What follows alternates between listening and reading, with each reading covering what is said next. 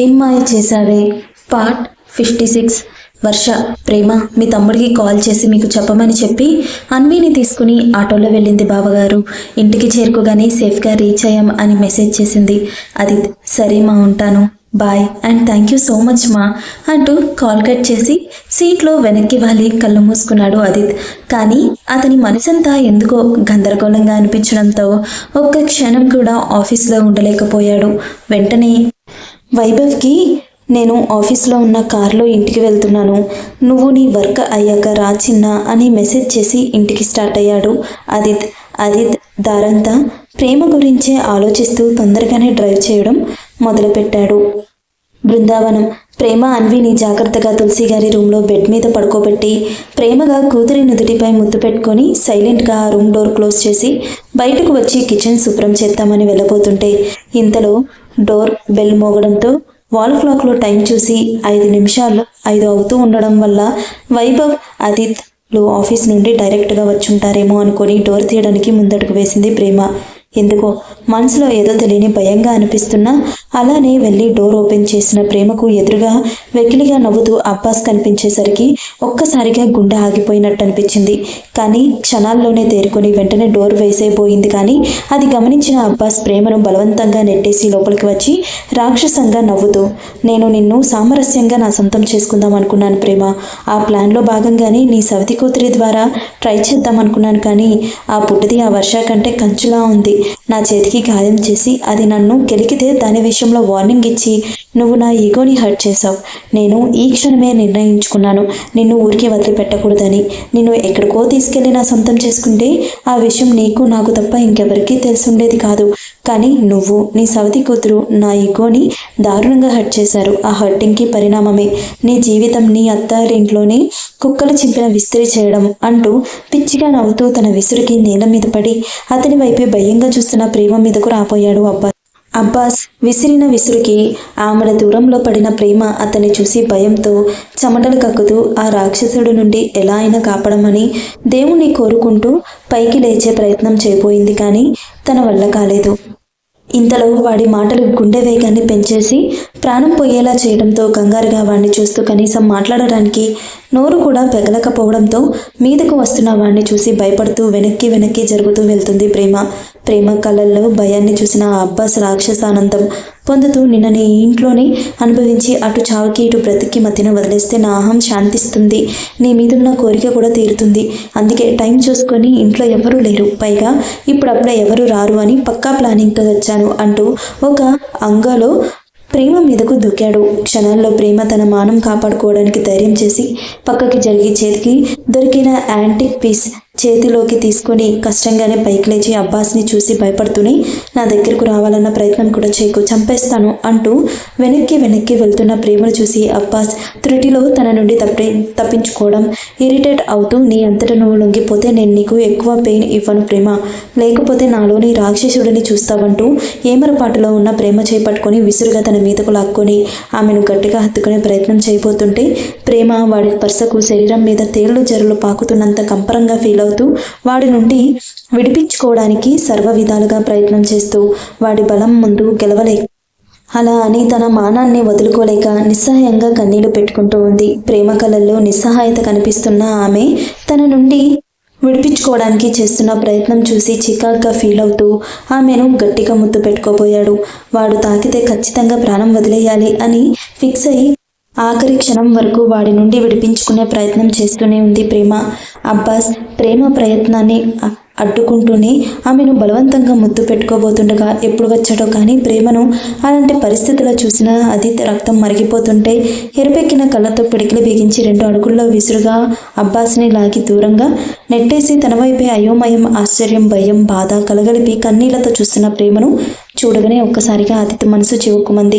వెంటనే ప్రేమను దగ్గరికి తీసుకొని నేను ఉండగా నీకేం కానివ్వరా, నీకు నేనున్నాను అంటూ భయంతో వణుకుతున్న ప్రేమ వెన్ను నిమురుతూ ఉన్నాడు అదిత్ స్పర్శకు అతనిస్తున్న ధైర్యానికి ప్రేమ అప్పటి వరకు బిగపట్టిన కన్నీళ్లకు విడుదల ఇచ్చి ఏడుస్తూ నేల మీదకు ఒరిగిపోయింది. అదిత్ ప్రేమను అలా చూడలేక దగ్గరకు తీసుకోబోతుండగా అప్పటికే అదితి విసురుకి గోడను గుద్దుకొని ఆ దెబ్బ నుండి తేరుకున్న అబ్బాస్ తలంతా భారంగా అనిపిస్తుంటే ఒక్కసారిగా తల వేదిల్చి అదితి ఎవరో అర్థం కాక ప్రేమను ఆఖరి నిమిషంలో తన కమంద హస్తాల నుండి కాపాడే ప్రయత్నం చేస్తున్నందుకు కోపంగా అదితి మీదకు వెళ్ళాడు.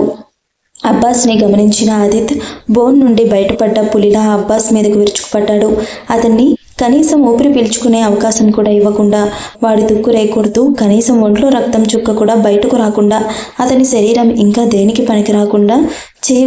పని చేయకుండా కొట్టి వాణ్ణి నీలమట్టం చేశాడు. ఆదిత్ కొట్టిన కొట్టుడికి నేల మీద ప్రాణం పోయే స్థితిలో ఉన్న అబ్బాస్ అప్పటికి ఆదిత్ ఎవరో అర్థం కాక అలా అని ప్రేమ మీద ఆశ చావక ఇంకా ఏడుస్తూనే ఉన్న ప్రేమ వైపు కోరికగానే చూస్తూ కష్టంగా మాటలు కూడా తీసుకొని ఎవడ్రా నువ్వు, ఎందుకు తనని కాపాడాలని చూస్తున్నావు అని అడిగాడు అబ్బాస్ ప్రశ్నకు ఆదిత్ అగ్నిగోళం లాంటి ఎర్రటి కళ్ళతో అతని కాలర్ పట్టుకొని పైకి లేపి ఒక చేత్తో అతని మెడ దగ్గరకు పట్టు బిగిస్తూ మరో చేత్తో ఏడిపిస్తున్న ప్రేమను దగ్గరకు తీసుకొని ఆమె చుట్టూ చేతినేసి గుడ్లు తేలేసిన అబ్బాస్ కళ్ళలోకి చూస్తూ, నీ కామపు కన్ను పడింది నువ్వు పని చేసే స్కూల్లో టీచర్గా చేస్తున్న మిస్ ప్రేమ మీద అయ్యుండొచ్చు, కానీ ఇప్పుడు తను మిస్సెస్ ప్రేమ ఆదిత్ కృష్ణ, నేను ప్రాణంగా ప్రేమించే నా భార్యరా అంటూ తన మాటలకు అంత బాధలను ఆశ్చర్యంగా చూస్తున్న ప్రేమను ఇంకాస్త తనలోకి అదుముకుంటూ మరో చేత్తో తను చెప్పిన నిజం విని షాక్కి గురై ప్రాణాలు వదిలేయడానికి సిద్ధంగా ఉన్న అబ్బాస్ మెడ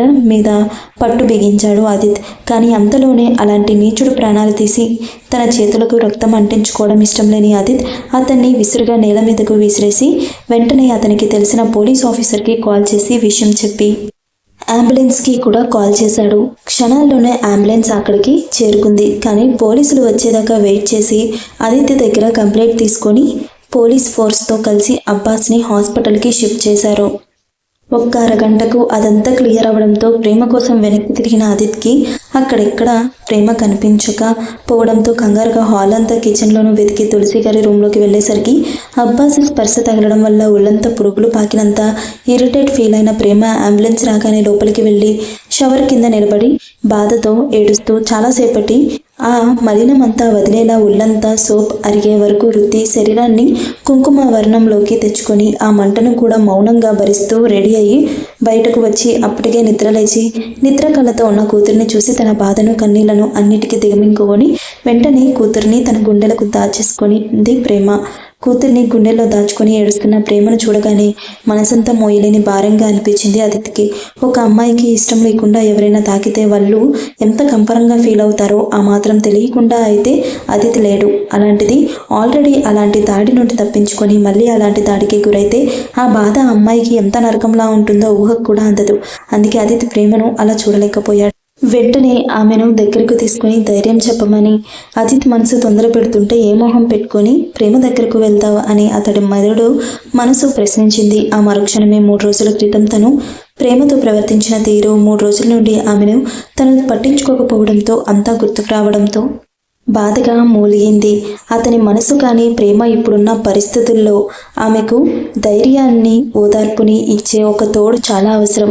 అందుకే ఎలానో ధైర్యం చేసి ముందు అడుగు వేయబోయాడు ఆదిత్. ఇంతలో కాలింగ్ బెల్ మోగిన సౌండ్కి కాసేపటి క్రితం జరిగిన సంఘటన కళ్ళ ముందు మెదలడంతో ప్రేమలో చిన్నగా వణుకు మొదలైంది. అది గమనించిన ఆదిత్ ప్రేమ దగ్గరకు 2 అడుగుల్లో చేరి ఆమెను దగ్గరకు తీసుకుపోయాడు. కానీ అంతలోనే మళ్ళీ బెల్ మోగడంతో ఇక తప్పక వెళ్ళి డోర్ ఓపెన్ చేసి చూస్తే అక్కడ వైభవ్.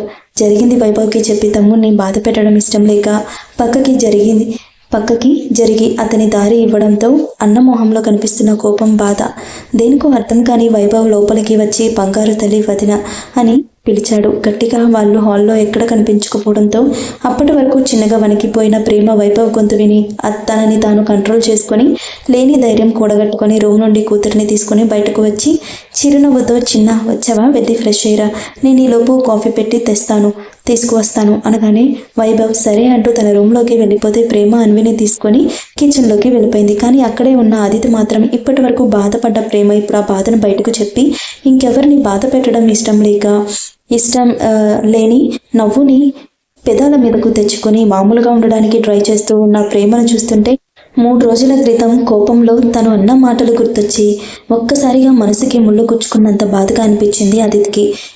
ఇక అక్కడ ఉండలేక వెంటనే తన రూమ్కి వెళ్ళిపోయాడు. ముందు ఫ్రెష్ అవ్వడానికి వాష్రూమ్లోకి వెళ్ళి షవర్ కింద నిలబడ్డ ఆదిత్యకి జరిగిన దానికి భయపడుతూ కన్నీళ్లు పెట్టుకుంటున్న ప్రేమ రూపమే కళ్ళ ముందు కనిపిస్తుంటే బాధగా కళ్ళు మూసుకున్నాడు.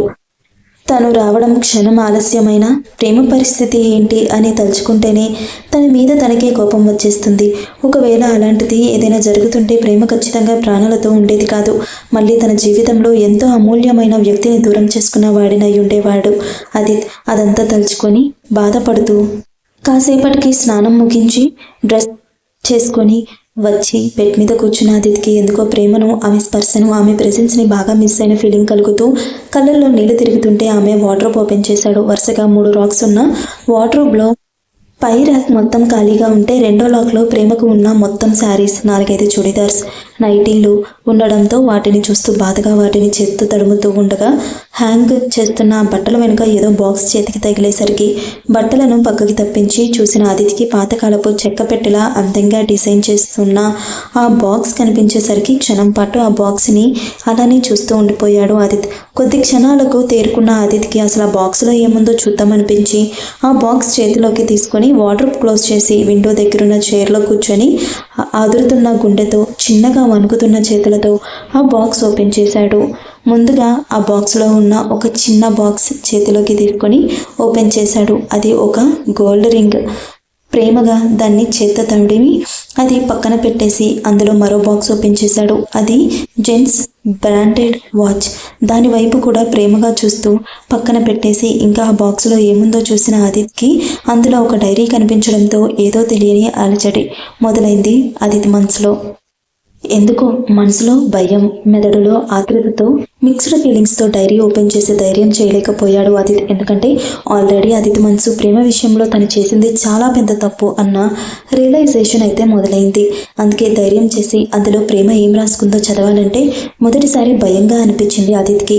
చాలాసేపటి వరకు అలా తనలో తానే సతమతం అవుతూ ఉన్న ఆదిత్ ఆఖరికి ధైర్యం చేసి అసలు ప్రేమ మనసులో ఏముందో తెలుసుకోవాలి అంటే ఇప్పుడున్న పరిస్థితుల్లో తనకున్న ఏకైక మార్గం ఆ డైరీ మాత్రమే కావడంతో బాక్స్ ఓపెన్ చేసి దానికంటే వణుకుతున్న చేతులతో డైరీ ఓపెన్ చేశాడు ఆదిత్. డైరీ మొదటి పేజీలో అందంగా ప్రేమ అన్న పేరు డిజైన్తో చేసి ఉండడం చూసిన ఆదిత్ పేదాల మీద చిరునవ్వుతో ప్రేమగా ఆ పేరుని చేత్తో తడుముతూ నెక్స్ట్ పేజీ తిప్పాడు. అందులో నీ అవసరం నాకు వస్తుంది అని నేను ఎప్పుడూ అనుకోలేదు. ఎందుకంటే నా జీవితంలో ఇప్పటి వరకు అమ్మకు, వర్షకు తెలియని ఎలాంటి సీక్రెట్స్ లేవు. ఇక మీదట కూడా ఉండవని అనుకున్నాను. కానీ నేను ఊహించిన విధంగా 10 రోజుల క్రితం ఒక అబ్బాయి నా మనసుని దోచేశాడు. నా పేరు ప్రేమ. అమ్మ, నాన్న నాకు ఎంతో ఇష్టంగా పెట్టుకున్న పేరు. అమ్మ, నాన్నలతో చాలా సాఫీగా హ్యాపీగా సాగుతున్న మా లైఫ్ని నాన్న చావు చాలా కృంగతీసింది.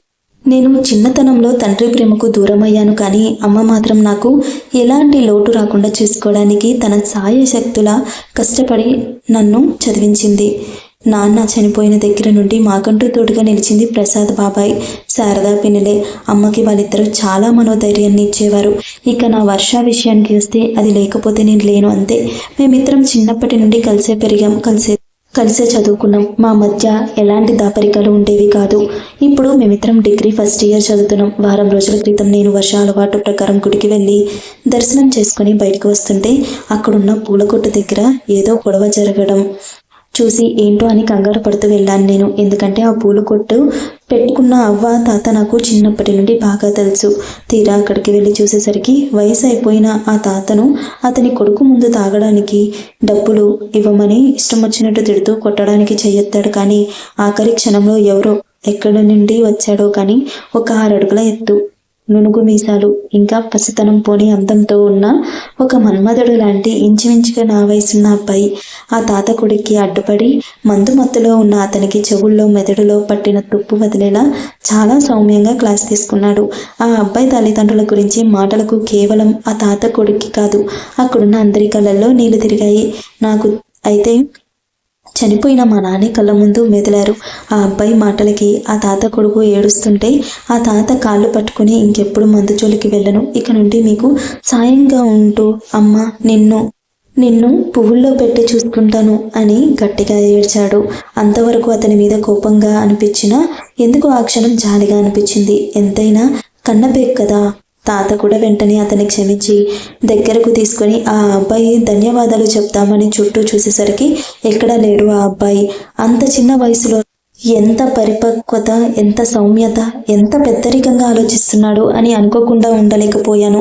అక్కడున్న వాళ్ళంతా ఆ అబ్బాయి ఎక్కడ లేకపోవడంతో కాసేపు మనసుకి ఏదోలా అనిపించింది. కానీ కొడుకు మారడంతో అవ్వాతాతల మొహంలో కనిపిస్తున్న సంతోషం చూసి చాలా ఆనందంగా అనిపించింది నాకు. అంతలోనే స్కూటీ కోసం వెళ్ళిన వర్ష హార్న్ వేయడంతో చుట్టూ చూస్తూనే వర్ష దగ్గరకు వెళ్ళిపోయాను. కానీ ఎందుకు ఆ అబ్బాయి గురించి ఆలోచిస్తూ అతని విషయం వర్షకు చెప్పడమే మర్చిపోయాను నేను. అప్పుడు కనిపించిన ఆ అబ్బాయి మళ్ళీ 2 రోజులకు నేను వర్ష కాలేజీ నుండి బయటకు వస్తుంటే కనిపించాడు. ఆ అబ్బాయిని చూడడంతోనే నా కాళ్ళకు సంకెళ్ళు పడ్డాయి. ఎవరో అమ్మాయిని టీజ్ చేస్తున్న గ్యాంగ్కి మొన్నట్లా సౌమ్యంగా కాకుండా మాటలతోనే కొట్టేలా సమాధానం ఇవ్వడంతో వాళ్ళు వెనక్కి చూడకుండా పరుగులు మొదలుపెట్టారు. ఆ క్షణం అక్కడున్న ఆ అమ్మాయిని సేవ్ చేసినందుకు తను ఆ అబ్బాయికి థ్యాంక్స్ చెప్తుంటే అతను నవ్వుతూ అక్కడి నుండి డైరెక్ట్గా కాలేజీలోకి వెళ్ళిపోయాడు. ఆ అబ్బాయి అదే కాలేజీలో చదువుతున్నాడు అనుకుంటా. మేము పక్కనే ఉన్న డిగ్రీ కాలేజీలో చదువుతున్నాం.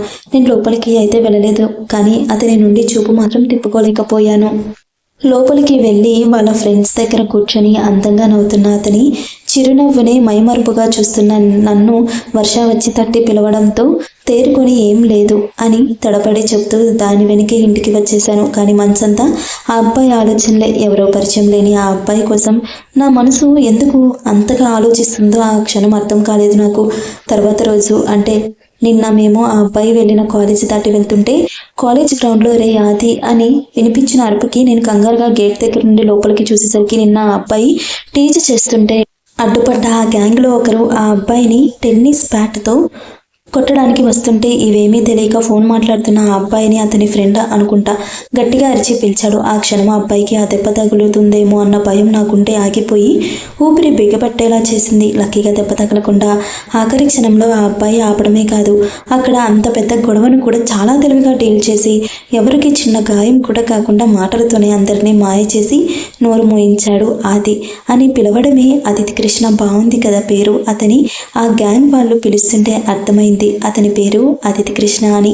ఆ అబ్బాయి మీద నాకు కలిగింది కేవలం ఆకర్షణ లేక ఇష్టమో అనుకున్నాను కానీ ప్రేమ అని ఈ రోజే అర్థమైంది. తెలీదు ఈ ప్రేమ ప్రయాణం ఏ తీరానికి చేరుతుందో, కానీ అతని మీద నాకు కలిగిన ఫీలింగ్స్ నా నుండి వేరు కావడం అంటూ జరిగితే అది నా గొంతులో ఊపిరి ఆగిపోయినప్పుడే అని నా మనసు బలంగా చెప్పింది.